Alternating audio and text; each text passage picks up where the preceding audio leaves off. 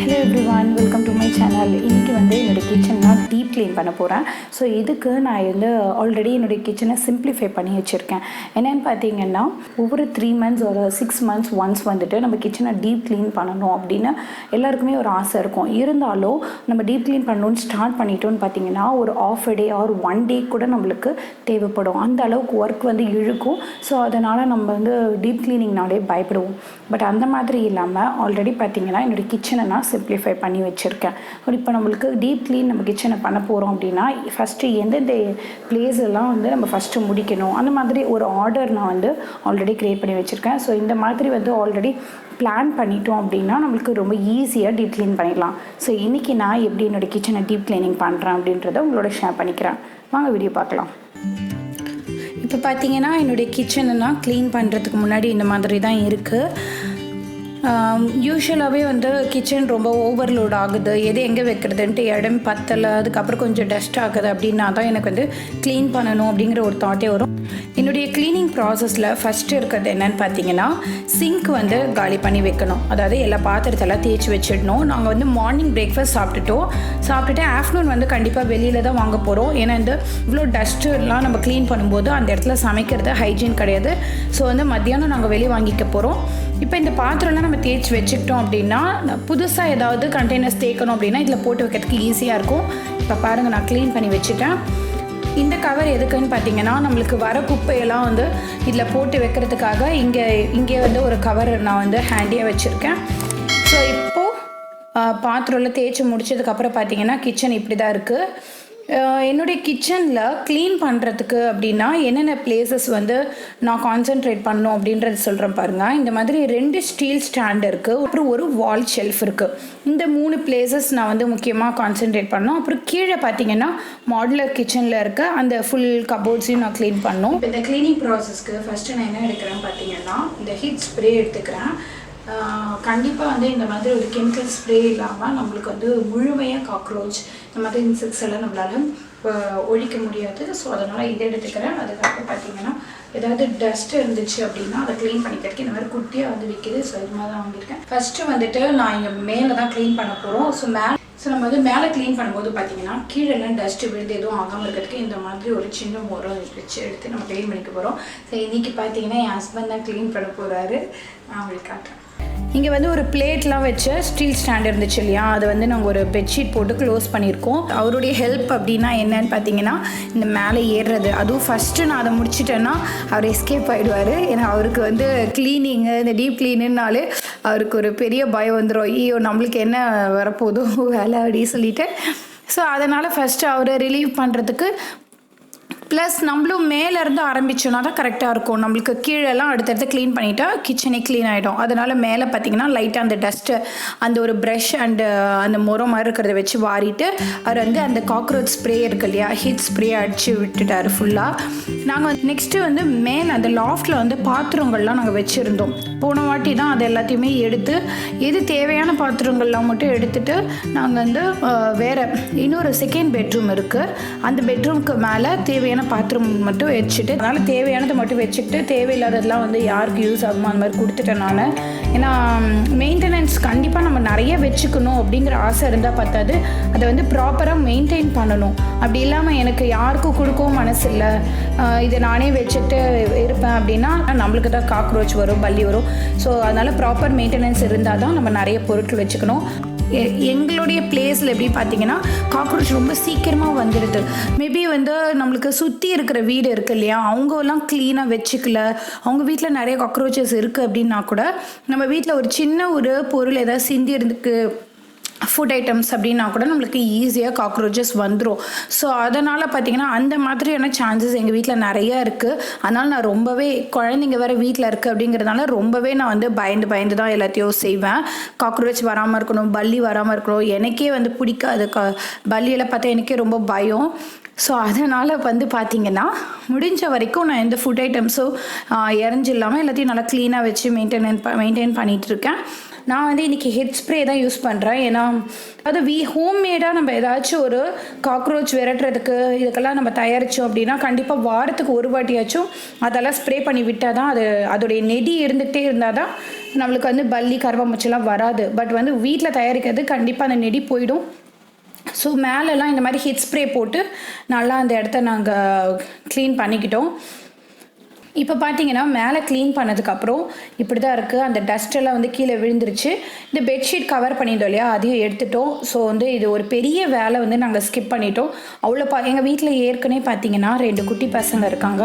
So அவங்கள வச்சுட்டு இந்த எல்லா பாத்திரத்தையும் எடுத்துகிட்டு நான் திரும்ப அடுக்கிறதுன்றது இன்னுமே எனக்கு பெரிய ப்ராசஸ். ஸோ அதனால் இந்த ஒரு விஷயத்தை நம்ம அவாய்ட் பண்ணிக்கிட்டோம்.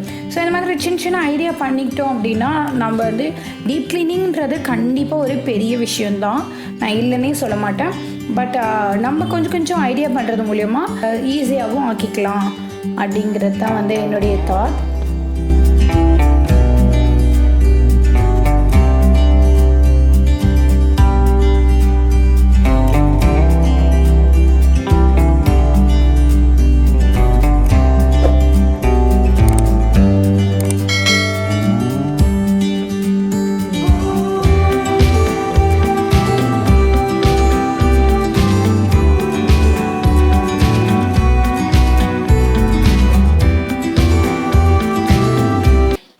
இப்போ பார்த்தீங்கன்னா நெக்ஸ்ட்டு பக்கத்தில் இருக்க அந்த ஒரு ஸ்டீல் ஷெல்ஃபையும் நான் வந்து க்ளீன் பண்ண போகிறேன். அதுக்கு கீழே பார்த்தீங்கன்னா நான் சார்ட் பேப்பர் போட்டிருக்கேன். ஸோ வந்து நம்ம கிச்சன் லைனரும் நீங்கள் வந்து வாங்கி ஷெல்ஃப் லைனரும் போட்டுக்கலாம். பட் நான் வந்து சார்ட் பேப்பர் போட்டிருக்கேன். அது எப்படி போட்டிருக்கேன் அது எல்லாமே நான் உங்களுக்கு சொல்கிறேன். நான்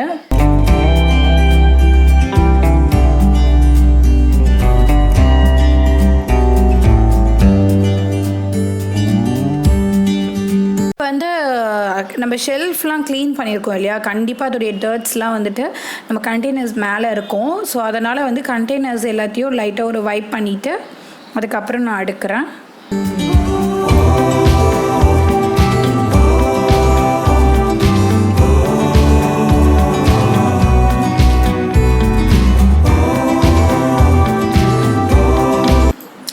அடுத்ததாக பார்த்தீங்கன்னா இந்த வால் ஷெல்ஃப்லேருந்து எல்லா பாத்திரம் அப்புறம் கண்டெய்னர்ஸ் அது எல்லாத்தையுமே நான் எடுத்து வச்சுட்டேன். பாருங்கள், இப்போ கவுண்டர் டாப் இப்படி தான் இருக்குது.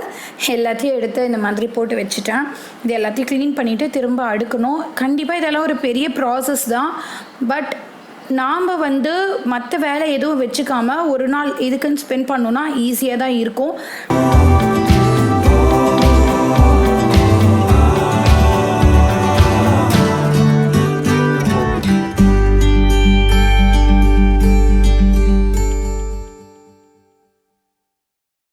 நெக்ஸ்ட்டு இந்த 2 ப்ரஷ் காட்டுறேன் பாருங்கள், அது எதுக்குன்றதை உங்களுக்கு சொல்கிறேன். இப்போ இந்த மாதிரி விநாயகர் இருக்கு இல்லையா, அவருக்கு வந்து இந்த மாதிரி பூ போட்டு நாங்கள் டெய்லி வைக்கிறோம். அப்பாவும் பையனும் வந்து நாங்கள் பூ போடுறோம், தண்ணி ஃபில் பண்ணுறோன்ற பேரில் இந்த 2 ப்ரஷ்ஷையும் குழவை திறந்து ஈரமாக்கி விட்டுட்டாங்க. நான் வந்து ட்ரையாக வச்சுருந்தேன் சிங்க்கு, அதனால் என் இஷ்டத்துக்கு அந்த ப்ரஷ்ஷை போட்டு வச்சுருந்தேன் சிங்க்கில்.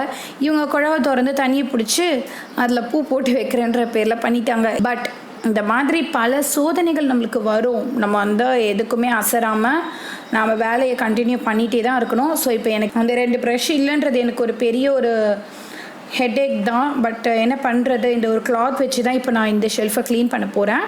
இது பார்த்தீங்கன்னா ஃபுல்லாக இது வந்து ஒரு இப்போ தான் 3 மந்த்ஸ்க்கு முன்னாடி இந்த சார்ட் ஒட்டினேன் நான். அது வீடியோ கூட எடுத்தேன், பட் நான் போஸ்ட்டே பண்ண முடியல, அதுக்கான டைமே கிடைக்கல.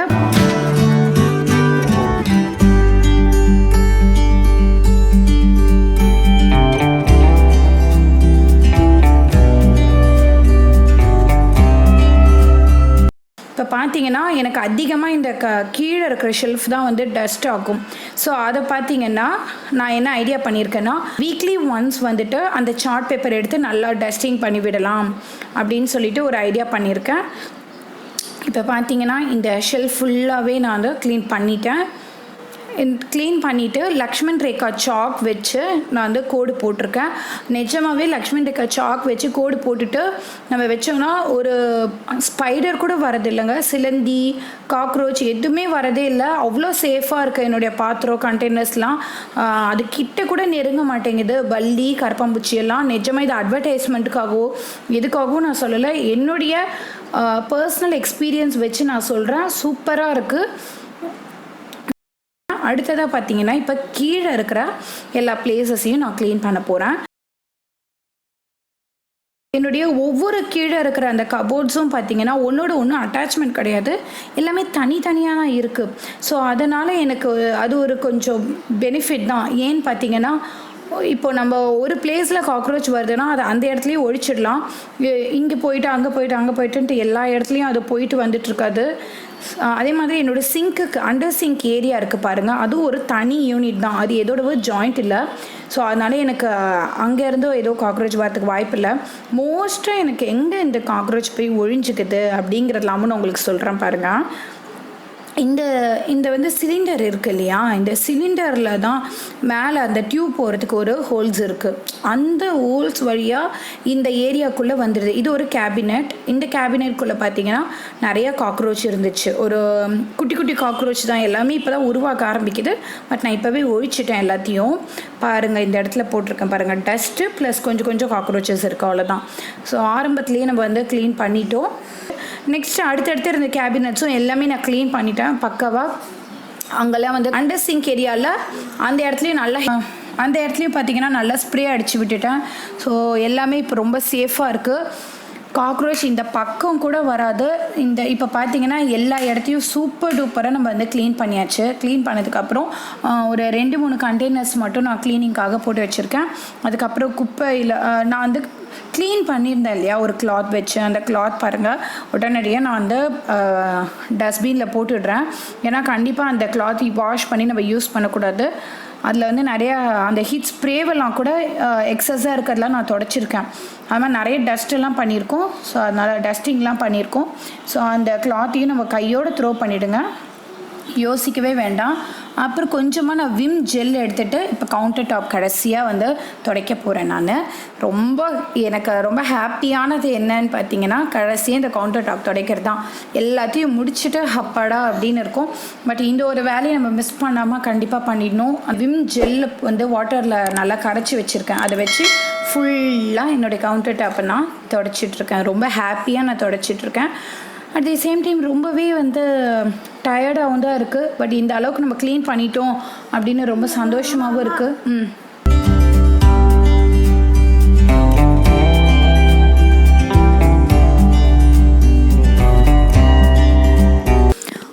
வாட்டியுமே நம்ம க்ளீன் பண்ணும்போது வந்து சில ஐடியாஸ் தோணும். இதெல்லாம் வந்து வீக்லி ஒன்ஸ் கூட நம்ம க்ளீன் பண்ணியிருக்கலாமே, இவ்வளோ இது எல்லாத்தையும் எதுக்கு டீப் க்ளீனிங்கில் கொண்டு வந்தோம் அப்படின்னு சொல்லிட்டு தோணும் இல்லையா. ஸோ அந்த மாதிரி எனக்கு தோணுன விஷயங்கள்லாம் உங்களோட ஷேர் பண்ணுறேன். ஸோ தட் உங்களுக்கு கூட ஒரு ஐடியா கிடைக்கலாம். எனக்கு என்ன தோணுச்சு பார்த்தீங்கன்னா, இந்த ஸ்டாக் பக்கெட் அதுக்கப்புறம் கிரைண்டர்லாம் வச்சுருக்கேன் பார்த்தீங்களா, அங்கே வந்து கொஞ்சம் நிறைய டஸ்ட் இருந்துச்சு. அது வந்து வீக்லி ஒன்ஸ் வந்து நம்ம டஸ்டிங் பண்ணியிருக்கலாமே அப்படின்னு தோணுச்சு. ஏன்னா கவுண்டர் டாப் க்ளீன் பண்ணுற டஸ்ட்டு குப்பையெல்லாம் வந்து அங்கே தான் போய் சேர்ந்துக்கும். ஸோ அதனால் அங்கே தான் அதிகமாக குப்பையாகும். அதை வந்து வீக்லி ஒன்ஸ் க்ளீன் பண்ணியிருக்கலாமே அப்படின்னு சொல்லிட்டு தோணுச்சு. நெக்ஸ்ட்டு பார்த்திங்கன்னா இந்த அரிசி பக்கெட் அதுக்கப்புறம் சிலிண்டர்லாம் வச்சுருக்கேன் இல்லையா, அந்த பிளேசஸ்லாம் கூட வீக்லி ஒன்ஸ் வந்து நம்ம கிச்சன் வந்து பெருக்கி நம்ம கூட்டும்போது அந்த இடத்தெல்லாம் கூட கொஞ்சம் பெருக்கி விடலாம் அப்படின்னு சொல்லிட்டு எனக்கு தோணுச்சு. அதெல்லாம் அப்படியே டஸ்டிங் பண்ணிவிட்டு பெருக்கி விடலாம் அப்படின்னு சொல்லிட்டு தோணுச்சு. ஸோ தட் நம்மளுக்கு next time deep cleaning process அப்போது இன்னும் கூட வந்து நம்மளுக்கு பர்டன் கம்மியாகும் அப்படின்னு சொல்லிட்டு ஒரு ஐடியா வந்துச்சு எனக்கு. ஸோ ஃபைனலாக பார்த்தீங்கன்னா ஃபுல் கிச்சன் டீப் க்ளீன் பண்ணியாச்சு. இந்த வீடியோ உங்களுக்கு ரொம்ப பிடிச்சிருக்கு. நம்மளுக்கு பிடிச்சிருந்தா ஒரு லைக் கொடுங்க அண்ட் உங்கள் ஃப்ரெண்ட்ஸ் கூட ஷேர் பண்ணிக்கோங்க. தேங்க்ஸ் ஃபார் வாட்சிங். Bye by.